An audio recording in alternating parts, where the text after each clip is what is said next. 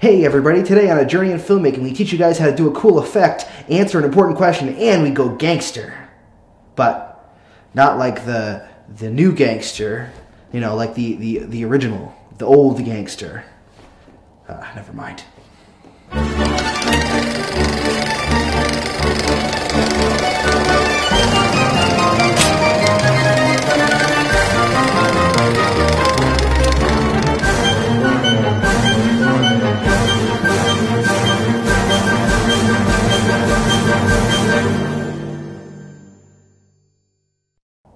Hey everybody, and welcome to A Journey in Filmmaking, a Christian perspective on the independent filmmaking process. I'm your host, Matt Quinlan. Today we've got some really interesting stuff for you. We're gonna take a look at how to do an effect in After Effects. You may have seen the clip that we uploaded last week for the effects test that we shot the football on. We're going to teach you how to do that. And then we're going to answer a very important question for you guys this week. And we'll tell you what that question is here in a few minutes. But first, let's take a look at the effect test that we did last week in case you missed it.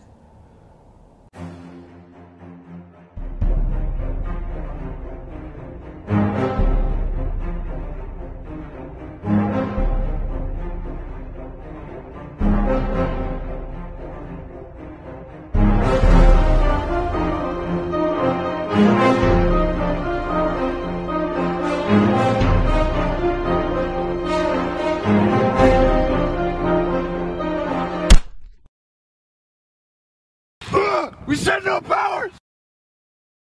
There, now that you've seen the effect test and you've watched the video that we made last week, we're going to be showing you how to do the disappearing effect, the jumper effect, if you will, sort of similar to the effect done in Jumper, the movie, but our own way to do it, our own effect procedure. I don't know what to call it. Anyways, here's the tutorial on how to do that effect.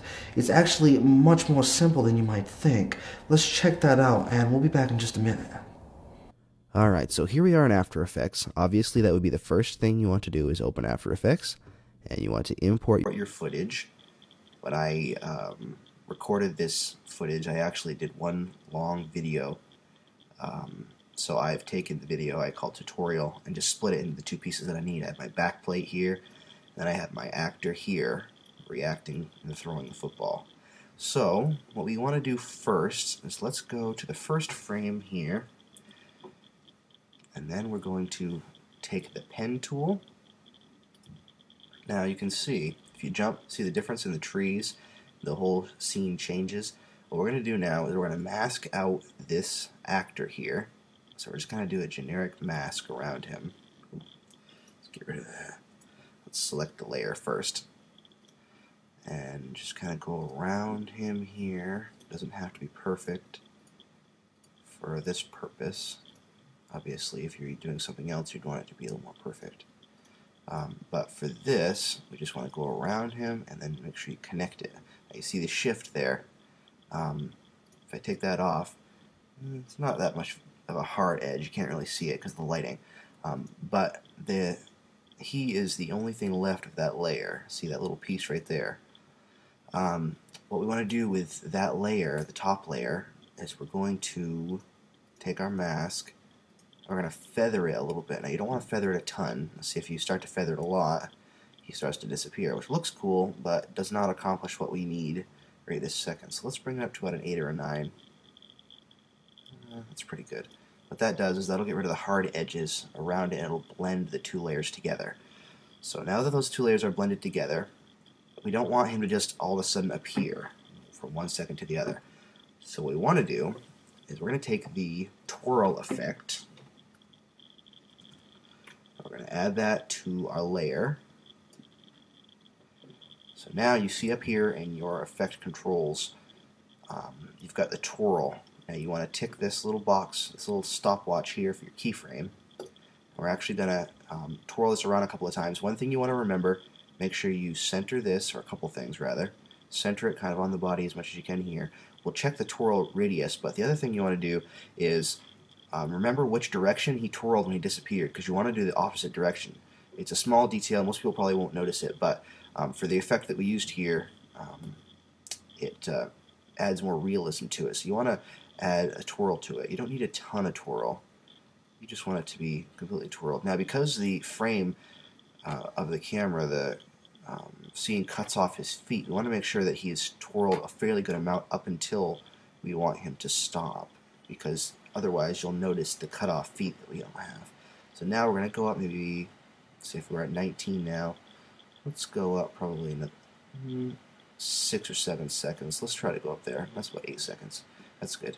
And then we're going to take the angle and we're going to bring it back down the other way to 0.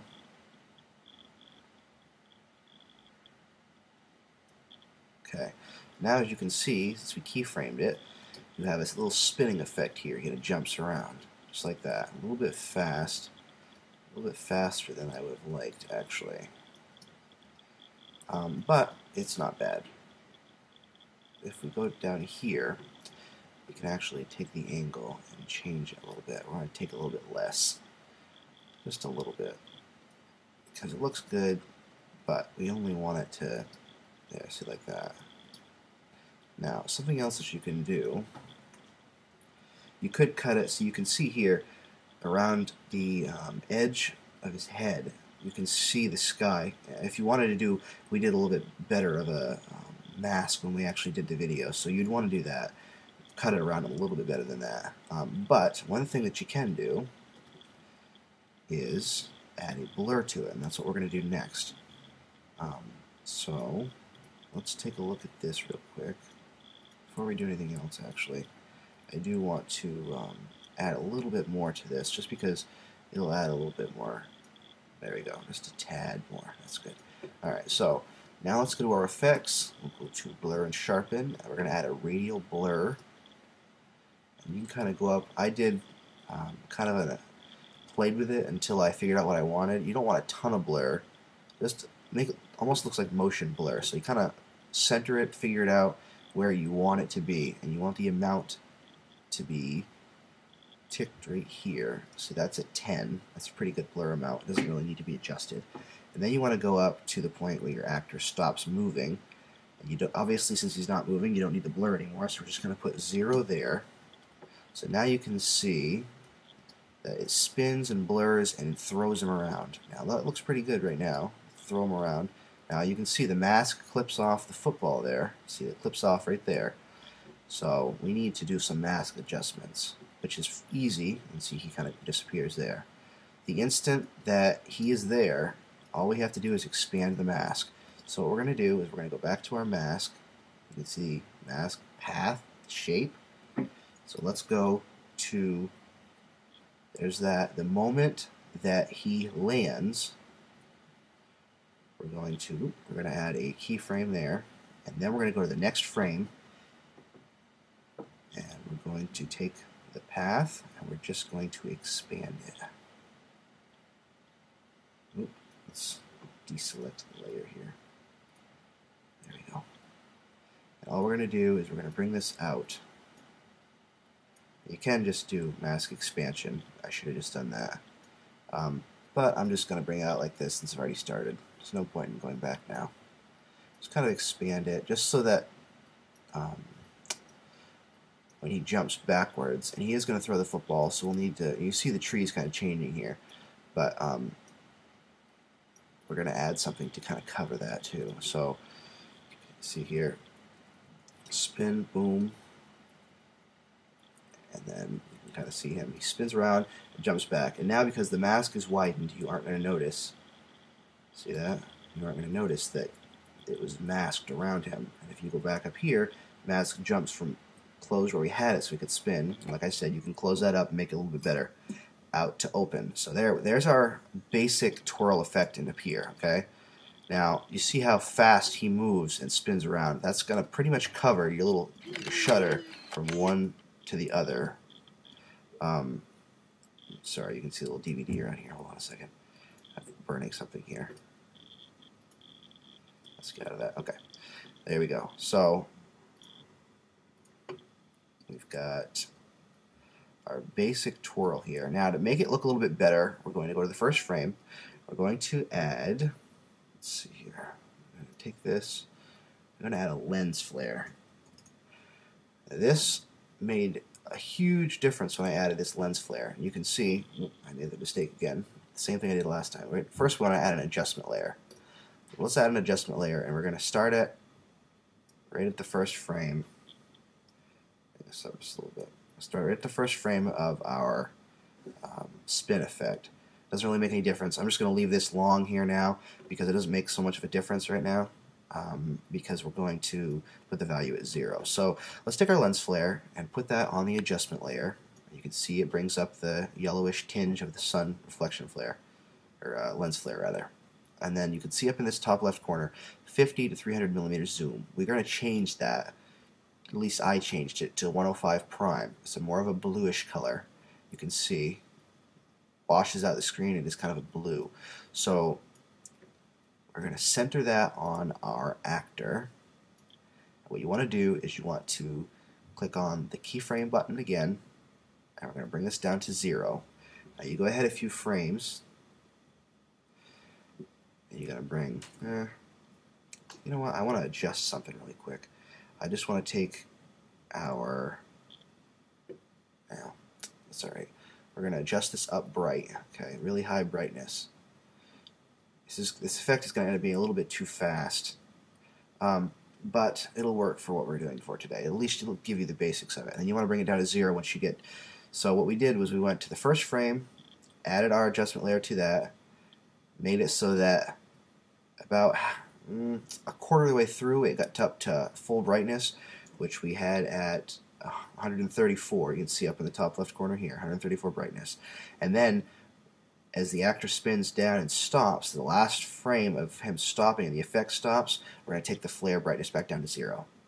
So you can see that adds a lot to our effect, a quick flash of light, which if you extended the length of the effect like we had originally, then it might look a little bit better. But you can get the idea of it anyways. And then we are going to add one last thing that actually makes this effect look a lot better and sells the effect. We have here the Aftershake preset from videocopilot.net. Videocopilot.net does a lot of stuff with After Effects. It does a really good job. Andrew Kramer is the guy's name over there, and he's a great guy. He does a lot of good After Effects work. So you can check that out, videocopilot.net. We'll put a link to the Aftershake preset in the description of this video, so if you want to take a look at that, you can download that and use that here. So what we're going to do to use that, we're going to go to the beginning of our effect layer. We're going to add a new layer. We're going to add another adjustment layer. Now you would rename these if you were actually making doing an effect, so you could know what was going on when you saved it. I'm not doing that today because I'm just in a hurry and I'm trying to get this done and show you guys how to do it. So this one would be, if you renamed it, this one would be our lens flare, and then this one would be camera shake. Nope, shake. There we go. If I could spell it might help. Alright, so we got the camera shake on there now. Now, it's not doing anything yet. What we want to do is we're going to take that. I guess I didn't put it on there yet. So let's take our Aftershake null. We're going to put it on our yeah, let's actually not take the Aftershake null. I don't know what I'm thinking here today. Get rid of the Aftershake null. Delete. Oh, let's get rid of our adjustment layer and try that again. Sorry, bear with me for just a moment. Let's take our Aftershake footage and we're going to put that on our footage, just like that. See, that adds a whole bunch of different options you can use. Speed, the amount of the shake, rotation. I left it as standard value because it actually worked perfect for this. All it needs to do is shake a little bit. You can see the camera shakes as he appears. So it adds a lot of realism to the clip itself. You see, you start off here, shakes and moves in. just like that. And that's the appearing of the effect. Now when he gets up here, he throws the football. See? And the football is actually going to disappear. I can find the football here. There we go. So you can see the football, he's going to throw it. There it goes. And watch, see the football is going to disappear as he gets higher. See right there. Because we don't have the mask adjusted correctly. Once you get to that point here, you're just going to want to extend your mask out. That way the football can fly up through the top of the screen like it's supposed to. But that's essentially it. You add the twirl effect first. Once you get the mask done, it's just the twirl effect, a nice lens flare, and then the after shake from videocopilot.net. So I guess if that's it. If you have any questions, you can email us or leave a comment here or check us out on Twitter. You can get all the information at the end of the video. And I hope you enjoy this tutorial. And we look forward to showing you more stuff in the future. And right now we're going to send you back to the last part of the episode. Hey everybody, I hope you enjoyed that tutorial. Yes, I do realize how incredibly stupid that was. Not the tutorial, I hope, but the whole gangster bit. I promise I won't ever do that again. I think I came across to sounding like a really bad impression of Christopher Walken. Which I don't know how I got that. Christopher Walken, I guess that's what I picture when I think of a gangster for some reason, or I don't know. Anyways, I hope you enjoyed the tutorial, and we have a new segment that we're going to be starting this week. Hopefully we'll be doing it every week. It's going to be questions that people have or that we come up with, and we're going to pose the question and give an answer, but I want you guys to give an answer to us as well. I want you to go to our Facebook page, which you can get the link here at the bottom of the screen here. It'll also be at the end of the video as well, and answer the question on what you think the answer to the question is. This week's question is it okay for us to idolize unsaved and saved filmmakers? So that's the question this week. Now, my opinion is that according to the Bible, it commands us over and over and over again, including in Exodus 20, which is the 10 Commandments. It talks about putting no other thing before God, not making a graven image or an idol of anything that is in heaven, on earth, in the sea. So my opinion and what I believe is that if we take someone that is a filmmaker, whether they be Christian or whether they are unsaved, no matter how good they are. Like, I have a favorite director. One of my favorite directors is Christopher Nolan. He's a great director. I think he does a very good job at a lot of the stuff that he makes. Some of it isn't, I wouldn't say is acceptable. I don't watch some of his stuff. But what I have seen of it, there's a few things I have watched, and I really enjoy his style of directing. And composing, for composers, I love John Williams. It's really good. And there's a few others that are amazing that I can't think of right off the top of my head for some reason right now. As far as music goes, there's probably three primary ones that I really like. Harry Gregson Williams, I really like him. And there's one other one, but I can't think of it, so I'll just move on. And those are some really good people that are involved with filmmaking, not just filmmaking, but also video games and stuff like that for the musicians and stuff, the composers. And I really enjoy the stuff they do. But I don't believe that it's right to lift that person up high and to idolize that person and want to be like that person.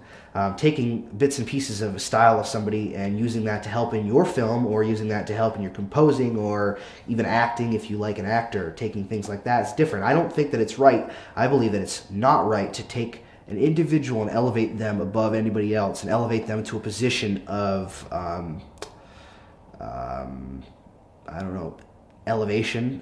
You don't want to ever elevate an individual, because when you go and start looking at an individual, individuals are imperfect.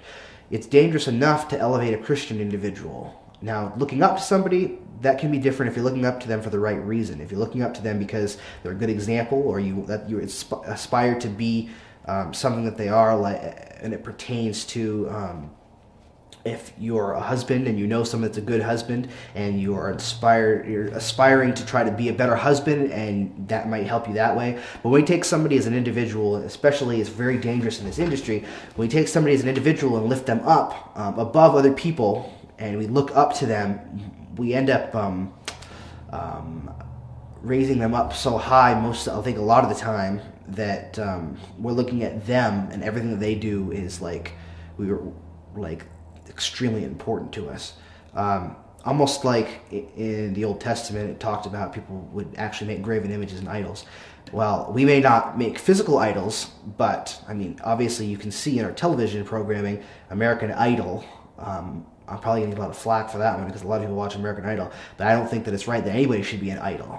There shouldn't be sports idols, there shouldn't be music idols, there shouldn't be film, acting, any kind of idol, because when somebody is lifted up into a position of that, for one thing, that person, it's not good for the individual to get that, and for another thing, it's not good for us to look at them and to idolize them like that, because they're imperfect, they're flawed.